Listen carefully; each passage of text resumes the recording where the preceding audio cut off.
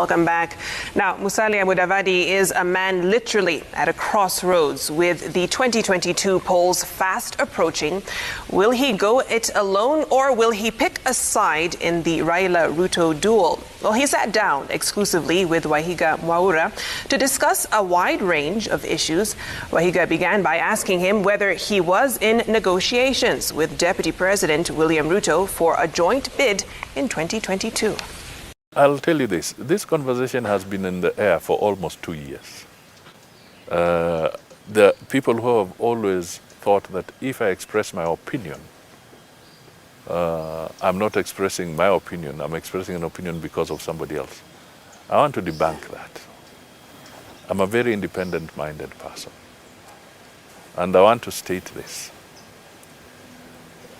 If and when I choose to work with anybody, it will be because I personally have evaluated, consulted within my party, and made that decision. At this point in time, the mandate that I've been given by the ANC party is to vie for the presidency.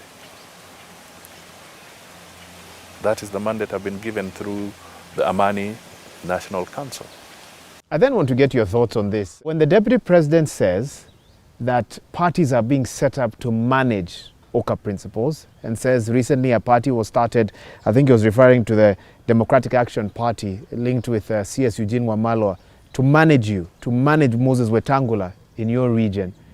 You know, that was a very interesting comment, but frankly speaking, how do you set up a party day one? The day you are now having your first session around it, you already declare that you're supporting so-and-so. So, I mean, they set themselves up. So nobody will believe them because they are being seen as an appendage of a different agenda. All right. They say they're supporting Raila and Azimio la Umoja. First of all, has Azimio la Umoja been registered as a coalition? A coalition. Well, I believe the process is ongoing. I don't know. So you can imagine, you already talk about it the way they did. As far as we are concerned, we have a different agenda, and we've stated that we are working under the One Kenya Alliance. But let me tell you this, Mwaura. I want Kenyans to have an open mind, and I will repeat this. And for lack of a better imagery, let me use the COVID imagery. We should desist from trying to put political ventilators on Kenyans. We should now wake up to the fact that your enemy is not necessarily my enemy.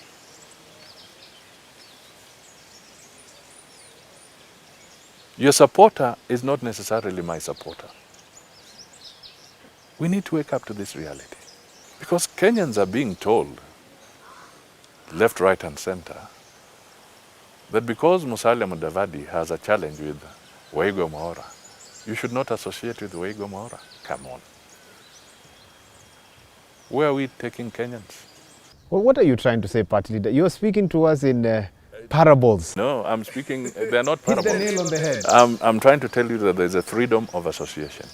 And what I'm trying to say is that let people not try and choose friends for others. Musalia Mudavadi can associate with anyone he chooses Absolutely. to, whether Raila Odinga or William Ruto. Absolutely.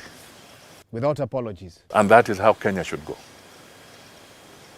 So next year could go anyway, based off that statement. Nothing is impossible. I would make my decision as a Kenyan, and nothing is impossible as long as it is a constitutional decision. And this is a scenario situation. Based off what you said, that let Musalia Mudavadi be allowed to associate with whoever he would want to associate with. Should getting into State House come down to a choice between working with Raila Odinga or working with William Ruto? At this moment, which choice would you make? My friend, my target is to win the election. All right? And that decision vests in the people of Kenya. So I will not talk to any other intention other than to say that I am committed and focused to win the election in 2022. You are committed to the very end. Your name must be on the ballot paper. That is where I stand. So I will not comment to any other variation. Because I know the economy is a subject that you are well versed on, a recent survey showed that 55% of Kenyans feel that the country is heading in the wrong way. And they cited the cost of living, 21% at least, as their biggest concern as we get into 2022. Do you think this is something that the Jubilee administration should be very concerned about in the last few months of their term? Well, they put us there. Frankly speaking, the administration has put us there. And they should be concerned. In fact, they should be remorseful, my friend. They should be remorseful because Kenyans are feeling the heat. I mean, I've talked to so many of these, whether it is the debt issue, the lack of inertia in the war against corruption. You know, all these are beginning to manifest. By the way, on the debt, let me give you an example. An ANC member of parliament, Sakwa Bunyasi, published a bill which has been sitting in parliament now for more than a year. It went through the first reading, and then somebody somewhere is making sure it does not come up for debate. Because it's a law that is demanding for transparency on Kenya's public debt matters. We are likely to, the whole of 2021 has gone. Last year went. We are likely to see maybe it being again overtaken by other laws as we enter into 2022. Clearly somebody somewhere would like us to get to the next election before questions are asked around matters of the public debt.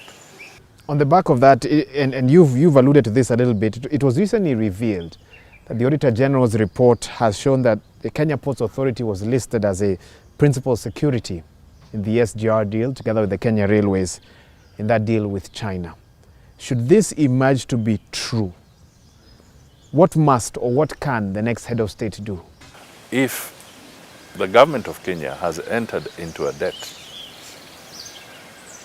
unless the creditor decides through mutual conversation to write it off or to waive interest payments, we are obligated to pay that debt. Okay? The next president will be walking a tightrope. He'll have to do a lot of negotiations with a broad range of creditors so that Kenyans can have reprieve and the process can start of recovery.